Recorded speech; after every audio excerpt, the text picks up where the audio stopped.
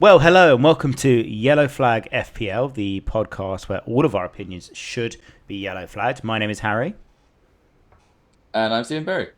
And on this podcast, we're not only lover of good shouts, but we're lover of good beers as well. So thank you to those fans that have been writing in to tell us they were hearing some cans popping, because we are still true to our roots, Stephen, and enjoying our beverages.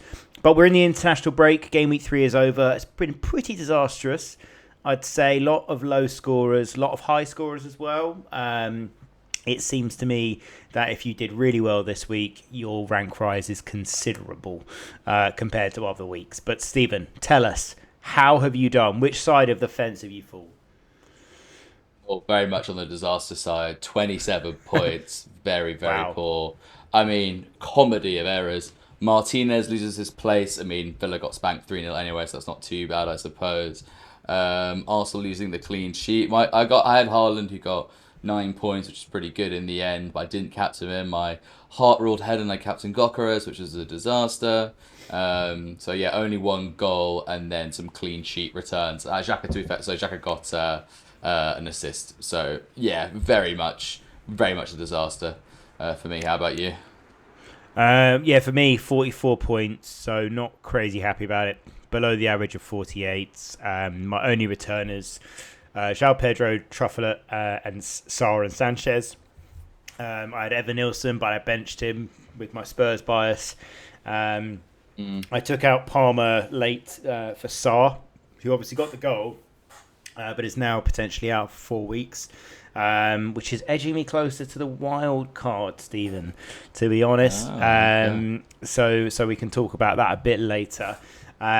But yeah, so not crazy happy. But next week, probably shaping up to be okay, to be honest. Yeah, got a lot of time to think about it. And before we go into some of the game weeks, just to give you an idea of what we're going to be doing in this international break, we're going to do a little small game reviews today, and then next week we're going to do a chip strategy thing. Obviously, I've used my bench boost. Stephen has not. And I'm thinking about doing a wild card. Maybe Stephen's thinking the same. So it's always good to have a sort of mid-season review and see how that's, the opening game weeks have changed our chip strategy, if it has. So, Stephen, why don't you kick us off? Which game do you want to talk about first that's caught your eye? Let's do Brighton Man City. I think like a lot of people will watch that on Sunday, and the key takeaways. I mean, for me, the headline was Man City weren't great, to be honest. Brighton rallied, obviously. Man City had some big chances that Haaland should have put away more, but for about 5 minutes when Haaland got the goal, 5, 10 minutes, they looked good. But other than that, they looked pretty pedestrian.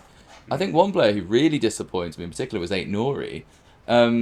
My friend described him very accurately the other day. He has Kyle Walker's ability, but not Kyle Walker's pace. And in a Pep system where you're having to go that high up the pitch, doesn't really work. Man City looked a bit clueless, and then you saw Brighton's sort of second goal. They had all the space. It just doesn't make any sense, really. Pep's style works when there's lots of pace in the team, but if you go through their team again, I think, once again, this is probably going to be close to their starting 11, like a Kushnath played who don't think he'll get many more games. But I think, Bob has started 3 times in a row now. Reinders has played 3, for example. Nunes has played, I think, all 3 as well. But anyway, where's the speed?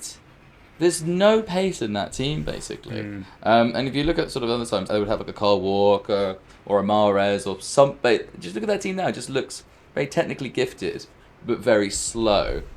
And for someone like a Brighton, who are an industrious team, that really came home. Positives from an FPL perspective, Haaland scored again. I still think he is a must. He missed a couple of big chances, or one big chance, but I think he'll start clicking and start putting away 100% of those too soon. Rangers played again, no returns, but got into good positions. And then Oscar Bob, I can't remember if he's 5 million. He started again. Didn't have his best game, but he started 3 games in a row now. So unless something dramatic happens, you think he's pretty locked into the team. I think he's more of a rotation risk than the Rangers, Yeah. but still a good option. I mean, Man City, look, they only lost 2-1. They're away at Brighton. We shouldn't be ruling players out at Man City, especially at that price. But people like Mamouche, people like Stones, Mamouche got the assist though. Nouri. He did, but he's also 8.5 million. So I just And think it at that also price, it I should have been think it should have been an Oscar Bob assist with a Marmouche goal, and he sort of screwed it up and Harden pounced. So yeah. So no, I like him, but no, not he's another one who's relatively quick.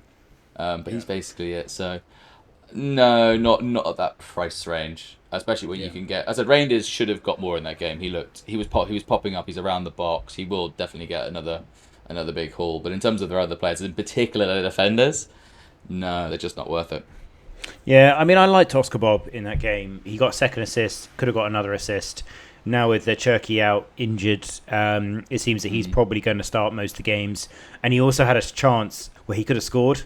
To be honest, I hear what you're saying about Reindeers, but I would rather have Oscar Bob if I was on wildcard over the two.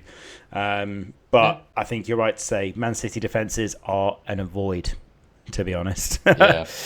They do not look like they've shucken whatever problem they had last season, whether you think it's Pep's got into his own head or whatever. I don't know. I can't really figure it out. But Rodri was out for a year, has lost a bit, and again with DMs, they go from being world class to awful overnight. Kante, best player in the Premier League. One game, he was then the worst player in the Premier League. Who was the one for Fabinho at Liverpool? Again, incredible DM, and then just one night woke up, and then he was awful. I don't want to say that for Rodri just yet, but that's the thing with elite DMs. They go from being incredible to terrible very, very, very quickly. And given he's been out for a year, that could have happened to him. So that's the Stephen. So to summarise, Stephen, you think the Ballon d'Or winner of last year, whenever it was, has now lost his step, lost his touch? Not quite yet. He had a poor game, but I think Man City's results, as we all know, and again, but did you not agree with Kante, for example? He was, as I said, We didn't go to the worst player in the Premier League. Yeah, but he single-handedly won 2 separate teams to the Premier League, and then he just and again, that's just what they do, unfortunately. I haven't seen enough of him to make that judgment official, but yeah, if I was Man City stand-up, I would be very concerned. It's very rare that any player comes back from a year out as well. I can't really think of an example. I'll Shearer back in the day, maybe? Yeah, I'll clip this up and the viewers and listeners can decide. I imagine you're going to get a fair amount of hate for that, but and definitely displaying your Arsenal credentials. But we'll move on. I'm going to talk about Man United Burnley. So those dear listeners from last week would have heard me said goals are coming, and goals did arrive, Stephen. 3 of them. Some fortuitous, some less so, some just good play. Well, the penalty was a penalty. I mean, it is a penalty. Like, you can't put your arm on someone's shoulder as they're running through. Great run by Ahmad. And Buemo's goal was a good goal. And then, obviously, the own goal, it hits Colin's face and then goes in. I mean, can't really do much about it, to be honest. It's very, very unlucky for the Burnley players there. And for Burnley to have a goal ruled offside for the overall result when it was like one of his armpit hairs were offside. Yeah. It's just really silly. Great ball, by the way, I must say, in that game for that offside goal from Hartman. It was absolute belter of a ball. Like, cut the Man United defence in 2. It was brilliant. Like, definitely worth a watch on Match of the Day or wherever you watch the highlights. Cunha going off injured. That's real unlucky. I mean, I took out Palmer for Sarr, but my second choice was going to be Cunha. And for him to go off injured with what looks like a hamstring injury, so maybe a couple of weeks, hopefully not too much longer. I guess we'll get more news next week. Really unlucky. If he'd stayed on the pitch, maybe he gets more returns. But Mbeumo looked electric. He looked really, really good without Cunha on the pitch and with him on the pitch, to be honest. Like, Mbeumo seems to have not lost a step. So I think congratulations to those owners. Bruno owners, you are lucky gits, and you know you are.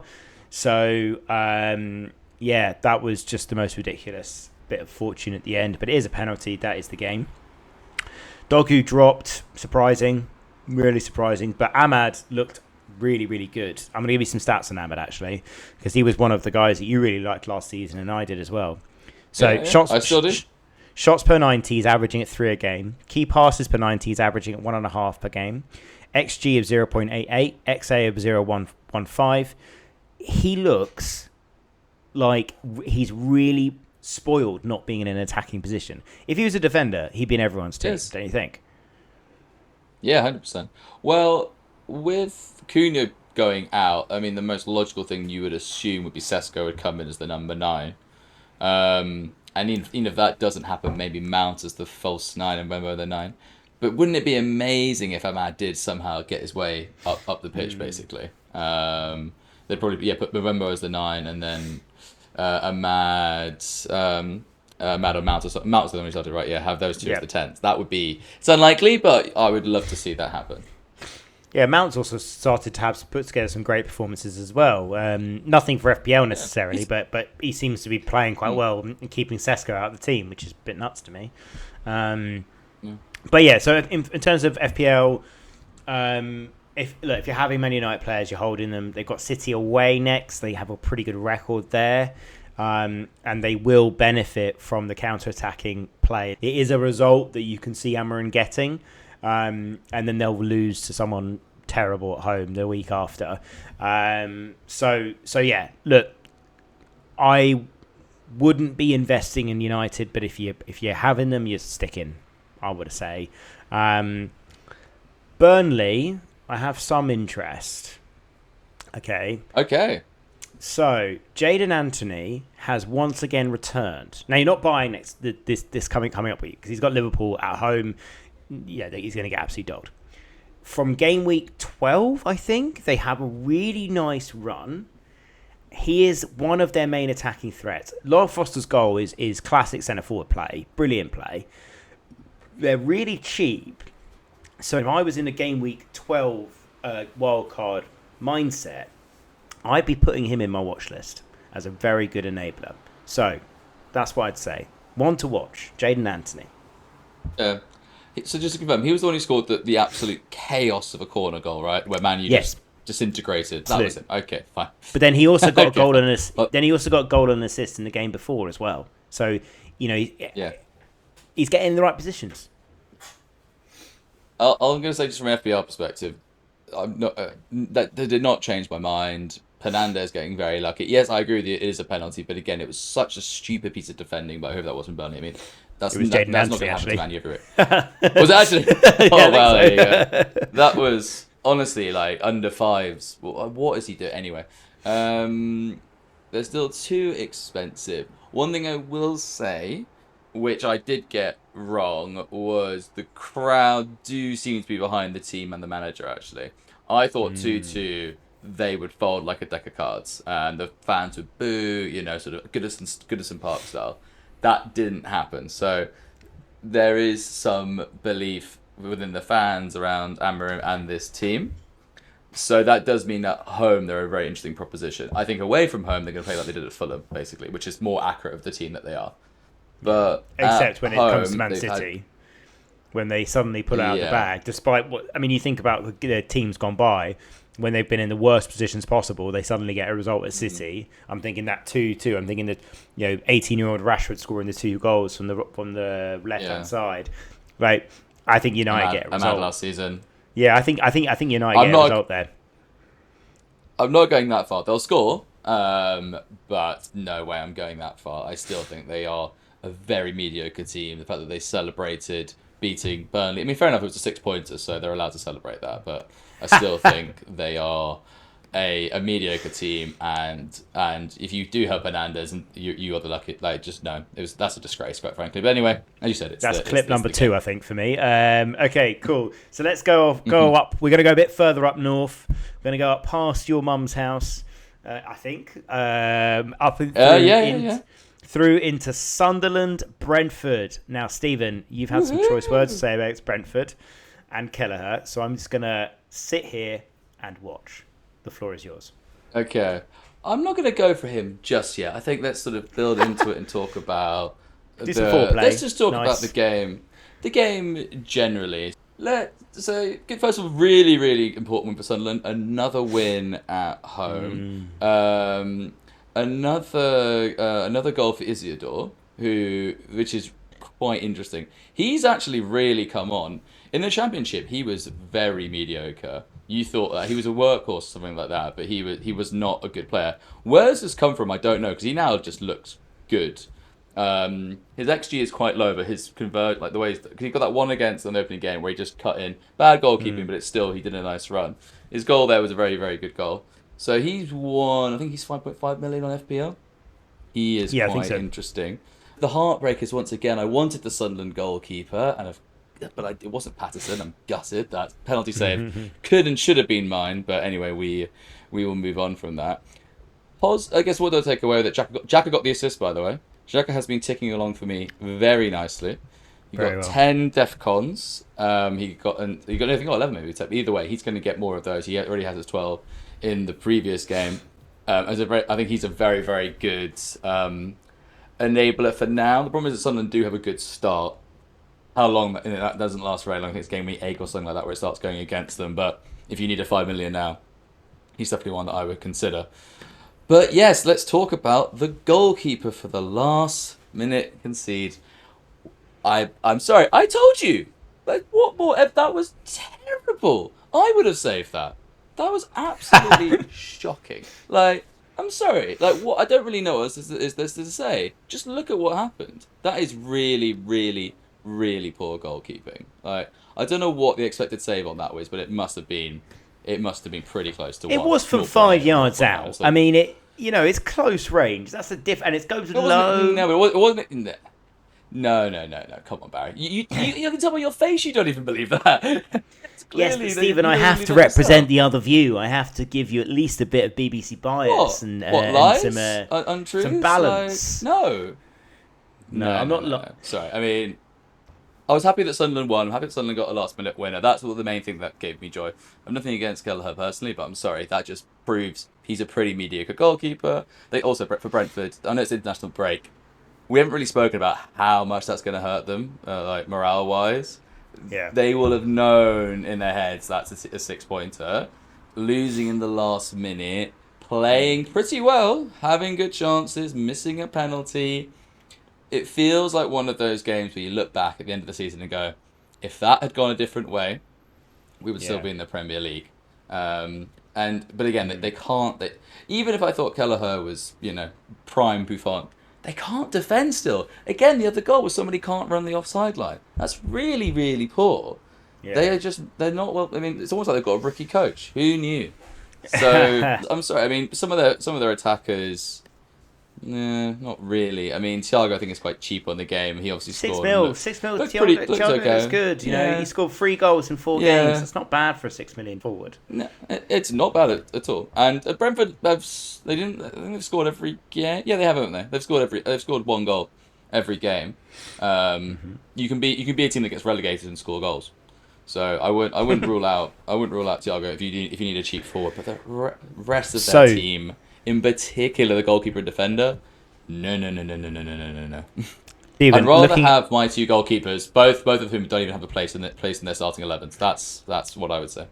So it's worth noting a few things from that game. Number 1, Adingra was dropped. Enzo Lafi started. Yes. 13 points. Yeah. Total now he has in the game. We did put out a small poll before the season started whether Adingra was worth the 0.5 over Xhaka in the game, but turns out Xhaka is on 11 points, Adingra 8. So that answers that question. Isidore is on 14 total for the season.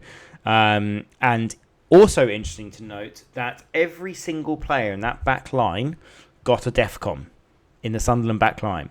Now, when we did this podcast in the lead up to the start of the season, Tommy C put the observation out there that teams that will defend a lot in a game could lead to more DEFCONs, because if you're constantly heading the ball away when you're playing against Man City and you're blocking stuff from Haaland and the rest of it, you can get loads of blocks, loads of saves, loads of this, these bonus points and things.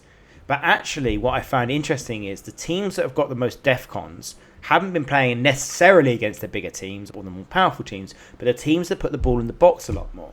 So I wonder whether, as a FPL piece of advice or knowledge, instead of looking for, we definitely should pay, Rico Henry away at Man City, we should be thinking, who puts the ball in the box the most? And therefore, if those defenders are playing that and it is an atypically bad fixture, is it worth keeping them on the field? So like a Gahey against Aston Villa, probably you put him in and start. But are they not more? I mean, Crystal Palace wouldn't, but Sunderland are, and who's the other team? Nottingham Forest. They are a very counter-attacky team. So I think that's basically they. I mean, then that ends up just you just sort of can be whipping it in later or something like that. But no, I think you're onto something there. It's the teams that counter. Just because you're a lower table team doesn't mean you're Burnley, for example, aren't a counter-attacking team. Leeds aren't a counter. It's nothing to do with Esteve got some DEFCONs as well. It's there, that sort of approach. But the other player I wanted to talk about as well was Dango. So Dango scored. Dango Tara scored again. It got ruled offside. He did. Rightly so. But it would have been 2 goals in 2 games. 6.5 million, which is a bit too dear for me. I know you've slated Brentford's defending, but are any of their attackers interesting for you? Yeah, Thiago at 6 million. Otara at 6.5. No, I think Damsgaard's quite cheap, but no, I think Thiago as a 6 million forward is very good in terms of the price. But no, I wouldn't look at their midfielders. At 6.5, there's definitely other options there. Why would you go him over Reindeers or Oscar Bob? Or Jack Grealish. Is Jack Grealish 6.5? Yeah, 6.5. My other question for you, Stephen, before we move on to the next game, is let's say I'm on wildcard, and for some reason, I want 3 Sunderland players. Who are you going for? Yeah. Tell us. Obviously, Granit Xhaka. Lafay is an interesting... Honestly, though, he's 5 million. You slated Lafay. You said at the beginning of the season, you said hold on. Let me explain Lafay, Barry. Thank you. So Lafay, again, like Isidore last season looked pretty average, but he obviously had a great game. And if Isidore has raised his level, I don't see why Lafay couldn't. Why did he get this place over Adingra? Because Adingra was doing well. He looks good. He looks threatening. I don't really understand why.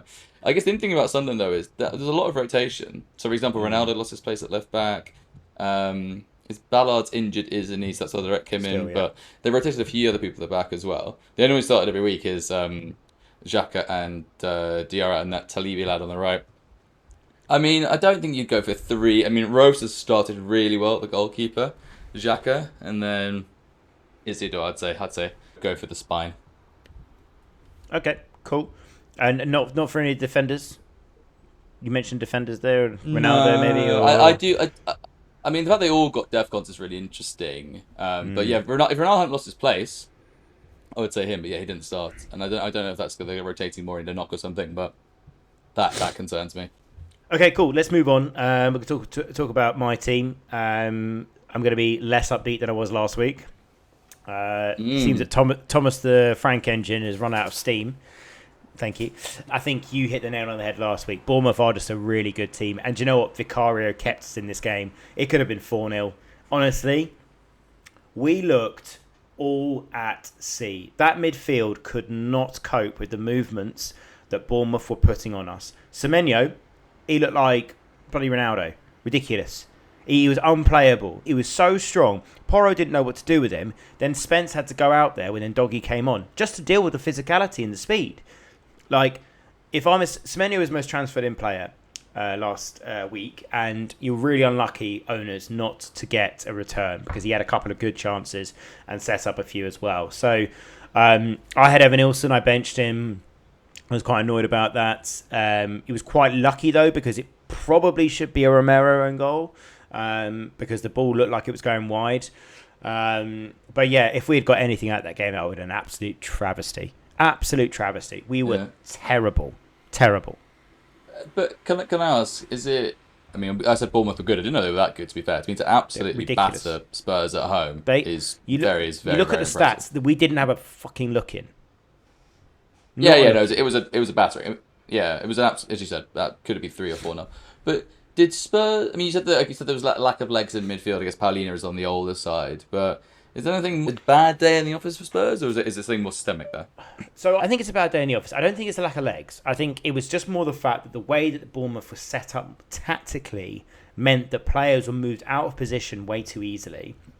And obviously Frank wants to play high energy, high press, chasing the ball, making it difficult. And the problem with that, of course, is if Bournemouth played a couple of clever passes and those were accurate, and then you have people like David Brooks and Scott and all these other players that were able to play nice, good round the corner balls, you're just never going to be able to contain that sort of team.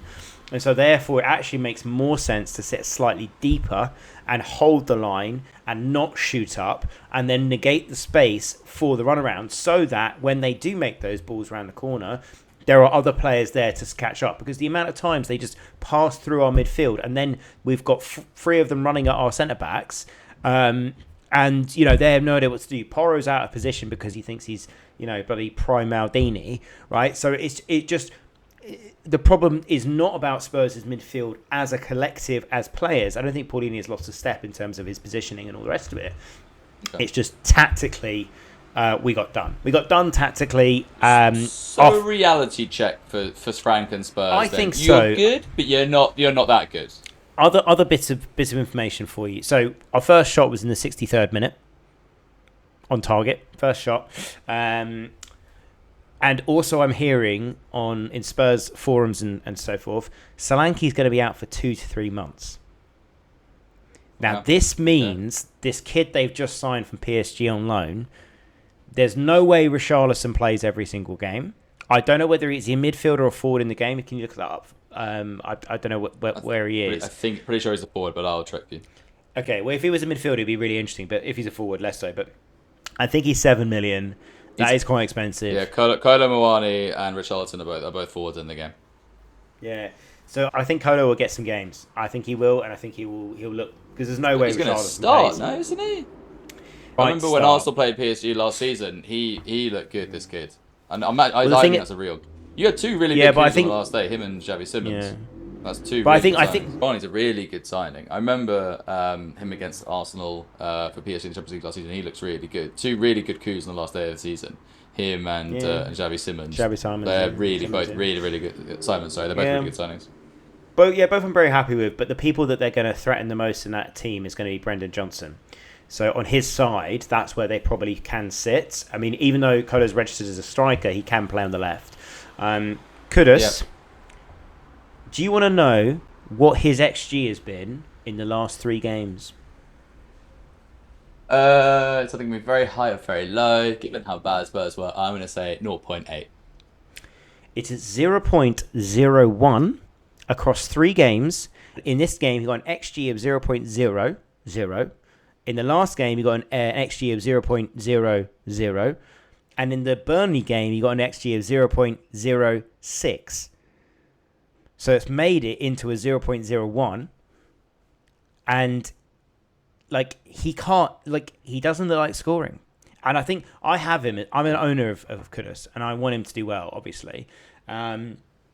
But he's not. He doesn't look like scoring. He looks like creating chances sometimes, but he doesn't look like scoring. He's not my biggest problem, but if I was on wildcard, he'd be straight out of that team.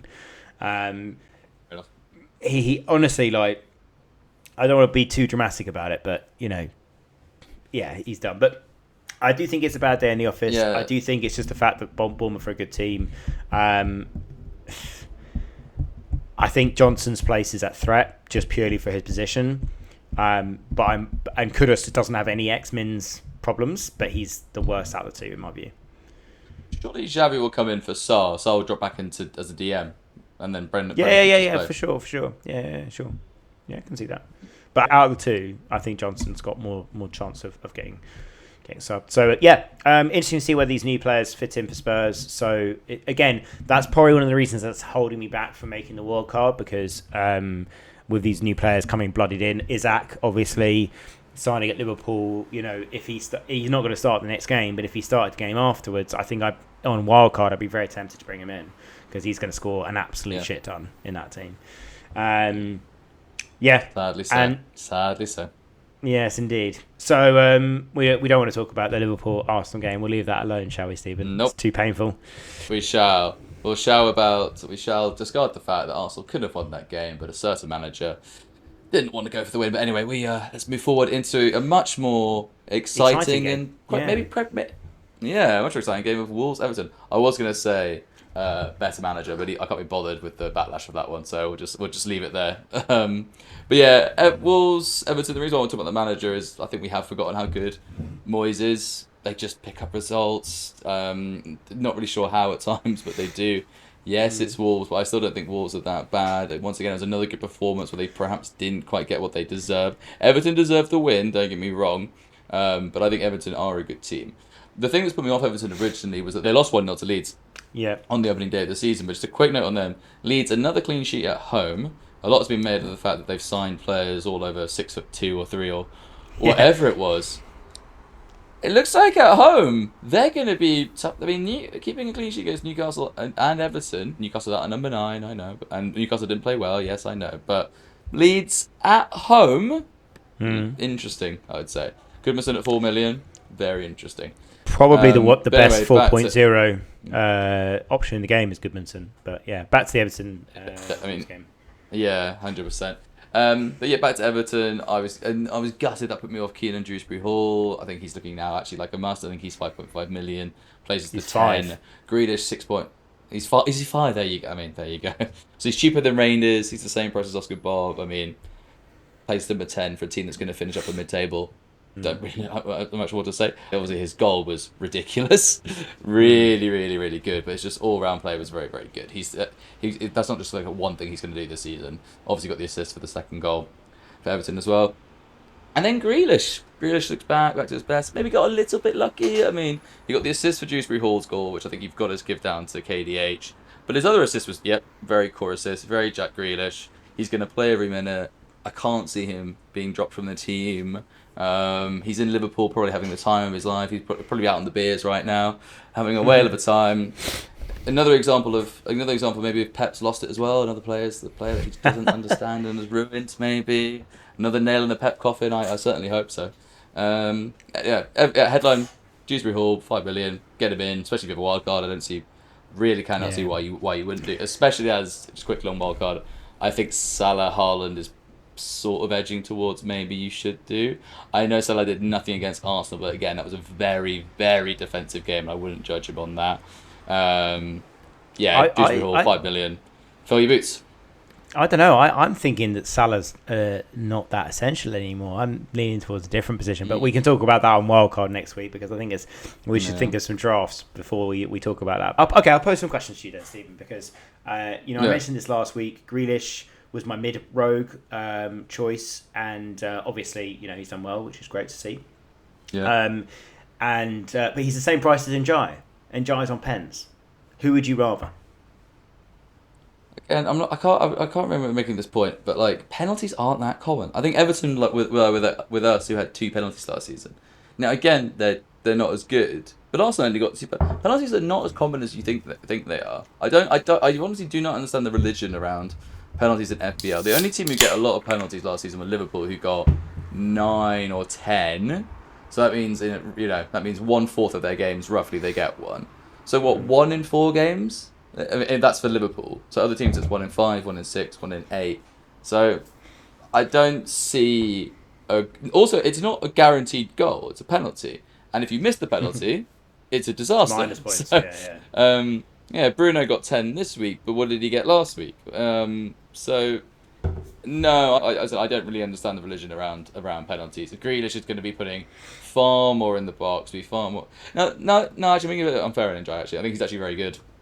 Actually, to be fair to him. Player. So if you like the look of him more and stuff like that, and he's also going to be going more for the goal than the assist versus a Grealish. So for those reasons, I would say enjoy over Grealish, but I wouldn't use penalties as a reason to go for it. I don't know. If someone's on penalties, generally speaking, they're the player you go for as FPL sort of doctrine, I suppose. Yeah, but again, it's just something we've just accepted. But why is? I mean, I'm not going to run the maths, but Arsenal, for example, got 2 penalties last season in the Premier League. Why would you then be going, I'm going to go for Arsenal penalty taker? What benefit is that?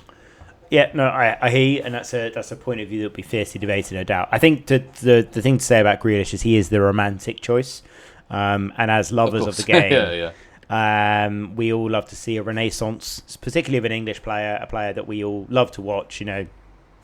Probably not when he plays against us, but certainly as a player, he's a definitely a great one to watch. My other question to you is going to be: Shrewsbury Hall's 5 million, Xhaka's 5 million. You're on wild card. Who are you going with? Dewsbury Hall. I mean, you obviously go for a 10 versus a 6. But at the end, you could. It depends what you want to do. If you want Salah and Haaland, or Godcrest has become quite popular all of a sudden, which I'm quite happy about. Isak now really comes into the equation. Now, how are you gonna have Haaland and Isak? Maybe you're gonna have a few cheap players. So, but yeah, if it's a straight shootout, then definitely go KDH. Okay, cool. Well, we'll move on to our last game then. And it's a game that me and you have to eat some humble pie, seeing as we have defecated upon one of these teams from a great height. And that is Nottingham Forest, West Ham. Yeah, unbelievable. I literally could not believe my eyes when I was seeing the goals and the results coming through. I mean, what do we say? Forest obviously are in a bit of a pickle because their owner is the Greek Donald Trump, as I keep saying, and clearly can't keep his mouth shut and loves to rattle his manager. I don't know why that result happened. I don't know why the manager having an argument with the owner would affect a player that much to not defend that well. Yeah. Like, not just not defend that well, not attack, not pass. Nothing. I looked at the stats. I looked at the stats at half time. West Ham stats were very West Ham. Nottingham Forest were really, really bad as well. Yeah, I mean, I saw people, plenty of drafts, people captaining Wood, and I thought that's a reasonable shout. I'd probably look at that if I was in that position. I captained Salah in the end, but I was purely out of just, I thought he'd get the big moment. But yeah, like it just seemed like a nuts result. It was nicknamed El Sacchio, which I did enjoy. I always enjoy that when that happens this early on in the season. But and when it's not a Spurs manager for once as well, which is also quite nice. And a player I really want to give a shout out to is Callum Wilson. Now, when he signed for West Ham, Potter was like, there was rumours that Potter didn't even want him, right? But he looked really good in that game. Now, look, he's going to get injured over the playing with his children over the weekend, like we know that. But he got lots of chances. He robbed Bowen of probably the goal of the season. I don't know if you've seen that. It's hilarious. He danced for all the players, and Callum Wilson tries to take off his toes and trips him up, which is just brilliant. But they were 3-0 up at that point. At one point, he even tried to lob the goalkeeper from the right-hand side at the near post. Like, he looked in really, really good form. So, Bowen, his goal was inch perfect. Really, really good. The pen was really sloppy pay from Forest. They just looked all at sea. Yeah. And I just think it's a mad situation. And, I guess the question is, will Nuno still be there come game week 4? What do you think?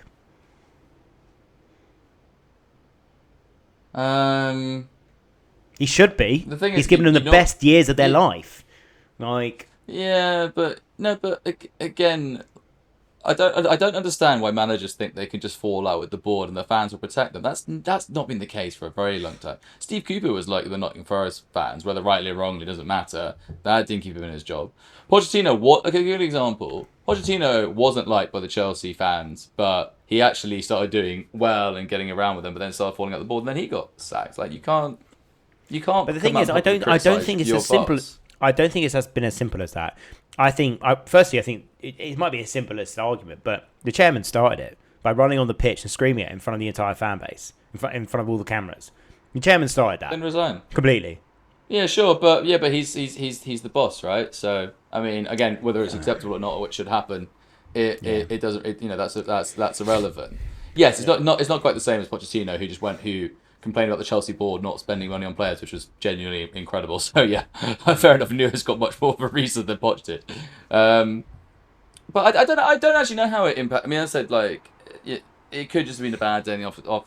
You got to remember it was 0-0 the 80th minute, right? So and then it just the floodgates opened and West Ham sort of capitalised and the team gave up. So 3-0 is probably a little bit unfair. I'm not saying Forest deserve to win, but 3-0 is a little bit unfair on them, I would say. Callum Wilson, I do like. He's a very good player. Diouf got the assist and the clean sheet. Is he? 6 million, that's a yeah. And disgrace. he's starting ahead of Fulcro. Fulcro is fit, so therefore he could easily lose his place. I actually think the better player to think about is Paqueta. He's 5.9 million. He's got 21 points in the game. He scored against Chelsea. Scored here today as well. Can I just say, I'm still not looking at West Ham players. They've got Spurs next, Palace next, Everton, Arsenal. Yeah, they got a really bad run. They got a really bad run. Yeah. This is not how Potter's turned it around. Like, no. Nottingham Forest. Nottingham Forest lost that game where West Ham didn't win it. I mean, I think even some of the West Ham fans weren't that happy. They're like, oh god, we've got Potter now for an extra month now than we wanted. So I think they're probably a good read into that. Yeah. I don't know, but I mean, I guess with Forest though, the real headache from an FPL perspective is, well, they've got Arsenal next actually. So if you are, I mean, it really depends on your team, I suppose. Because they have Arsenal, Burnley, Sunderland. So if you're wildcarding or doing transfers, it'd be mad to bring them in now.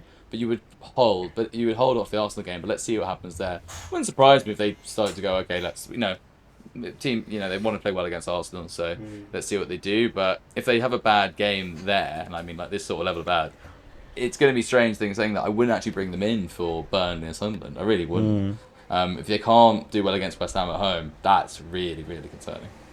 Yeah, I totally agree with you. But yeah, it was an interesting result, whether it's a freak result, whether it was a weekend of freak results. But I don't think it was. Look, Palace have not lost to Aston Villa in 5 attempts. Brighton picked up 4 points against City last season and obviously got the win. Arsenal can't win at Anfield. We already knew that. And it seems Arteta can't win at Anfield. I'm going to change that. Arteta can't win at Anfield. Got a nibble, lads. We got a nibble. As a manager, you can't win there as a manager. To be fair to him, he has. And finally, VAR decides to stick its nose in to ruin a shout. A perfectly good shout that I put forward. Josh King got a ridiculously good goal ruled off for some nonsense. Some utter nonsense. But we won't talk about that because we are an FPL podcast, and I could rant about it for days. So. But just on FPL, you are right about King. Also, I do apologise. I thought it was the King that was at Bournemouth. It's a completely different Josh King. I didn't know he was an 18-year-old kid. But yeah, no. Yeah, I was wondering why you were talking about Bournemouth. Yeah, it's got the same name. Sorry, I don't know Fulham's academy that well. But no, you were correct about him. You were robbed, Barry. I think if you look at the game, you could look at the 4.5 Josh King, you could look at a 5.0 Dewsbury Hall, a 5.0 Xhaka. There's actually a lot of value out there to enable us to get a combination of Salah, Saka, Haaland, and Isaac, because we're going to need them if we're going to go down that route. But look, we're not going to do our good, middling, and rogue shouts this week because with the international break, players get injured. With the Turkish transfer window is still open, so got to wait for that to close for some reason. But also we've got lots of other things to talk about. Next week we're going to do one on wildcards. We're both going to come with wildcard drafts. I haven't told Stephen that yet. I just have. And we're going to kind of put forward what our wildcard would be and why before the game week kicks off in 2 weeks' time. But in the meantime, Stephen, are you looking forward to England Andorra at the weekend? What a game! Oh, nothing has excited me more. I think that has the potential to be as interesting as Arsenal-Liverpool was at the weekend. I think it'll be that level of interest, I think. Yeah, I was very happy to miss that whilst on the golf course, exceptionally hungover, shooting a lovely 85. Nice. That did sound like an awful game. Was it just the fact that tactically both teams didn't want to lose, or... 100%. More so on the Arsenal side. I think Slot... Yeah, I think there was definitely that, but I think the key difference was that Slot realised that the one team that edges forward a little bit more is going to win this game. When Eze came on and Odegaard, the difference was just so extreme. As I said, Arteta had that game in the palm of his hands. He chose not to do it. To defend him, I can understand why he went with Marino, i.e. 3 DMs, to start the game, because if Liverpool started like a train, then he's like, well, okay, I've got to shut up shop. But it was very clear that Liverpool weren't at the races that day. And the result was there. Not to be, unfortunately. Not to be. Yeah, I for one was glad of that. If Arteta had got the result, no doubt Arsenal fans will be crying about something else. But we'll leave it there, Stephen. I'll stop trying to egg you on. I will stop, I promise. But yes, that is it for this week. Thank you for listening and giving us a follow on your various channels, Instagram, YouTube. We've been getting quite a lot of interest there, which is really nice. Thank you to Rita for helping us with the editing, and we will see you next week. Thank you.